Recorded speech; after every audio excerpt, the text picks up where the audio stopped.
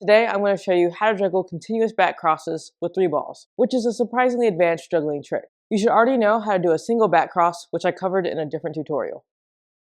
Even though you can already do a back cross, we're actually just going to start with 1 ball. When you're doing just a single back cross, you can be kind of lazy or sloppy and the technique isn't quite as important, but when you're doing continuous back crosses, every throw needs to be really good. When you're doing a single back cross, the most important thing is that you're not hurting your shoulder. The second most important thing is that the ball lands in a nice consistent spot and you don't have to reach to catch it. I personally like the ball to go nice and high so I can see it out of the corner of my eye.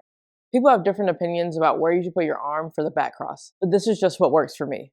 It could be different for you based on your body type or arm flexibility or how tall you are, things like that. Friend Graham told me to make a scooping motion when you're doing the back cross, which is really helpful. Also make sure that you're not moving your back. Imagine like when you're juggling regular, you don't move your back because that would just be really weird. Now with 3 balls, we're going to do a half shower pattern where one hand is only doing regular throws and the other hand is only throwing back crosses. The hard part about doing continuous back crosses is you need to catch the ball here and then go behind your back and throw it and then catch it here and go back and throw it. And it's very quick. Make sure to throw the regular ball pretty high so that you have enough time to do the back cross. Also, you definitely want to practice this on both sides. Now we're going to do the 2 ball exchange where each throw is a back cross. And make sure to alternate which hand starts, just like when you're learning the 3 ball cascade.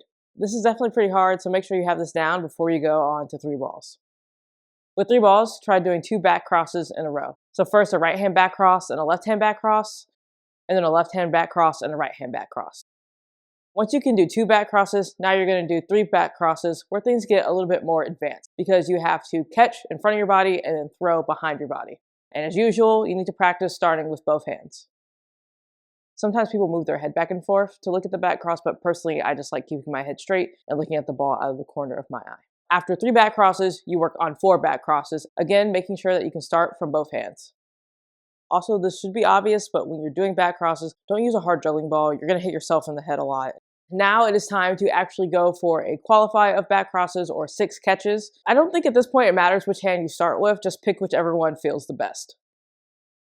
Back crosses with 3 balls is surprisingly difficult, so try not to get frustrated if you're having problems.